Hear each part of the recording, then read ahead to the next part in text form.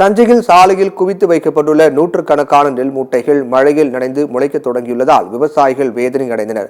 தஞ்சையில் பெய்து வரும் மழை காரணமாக சோழபுரம் வடக்கு கோட்டை உள்ளிட்ட பகுதிகள் அறுவடை செய்ய முடியாமல் நெற்பயிர்கள் வயலிலேயே தேங்கி கிடக்கின்றன.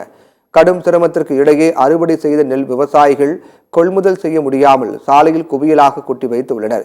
தொடர்ந்து மழை பெய்து வருவதால் நெல்மணிகள் முளைக்க தொடங்கியுள்ளன. இந்த சந்தர்ப்பத்தை பயன்படுத்திக் கொண்டு தனியார் வியாபாரிகள் மூட்டை ஒன்றுக்கு 400 ரூபாய் குறைவாக விலை பேசி கொள்முதல் செய்வதாக விவசாயிகள் வேதனை அடைந்துள்ளனர்.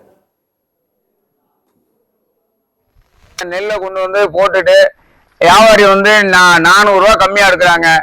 400 ரூபா கம்மியா எடுக்க சென்டர்லாம் மூடியாச்சு. ஈரப்பதம் அங்க கொண்டு போனா ஈரப்பதம் வேற எங்க தூரமா கொண்டு போனாலும் ஈரப்பதம் 17 கேட்கறாங்க.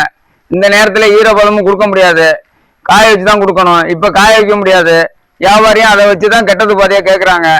இருந்தாலும் வந்து நாங்க அடுத்தாந்து போட்டுட்டு உட்கார்ந்துருக்கோம். கவர்மெண்ட் வந்து இதுக்கு நிவாரணமோ இன்சூரன்ஸ் இன்னும் பாக்கி கருதெல்லாம் வந்து நிறைய இடத்துல பாதிச்சிருக்கு. விவசாயிகிட்ட நேரடியா நெல் கொள்முதல உடனடியாக விவசாயிகள்கிட்ட வந்து நேரடியாக நெல் கொள்முதல் பண்ணாதான் விவசாயிகள் கவுண்ட் பண்ண முடியும்.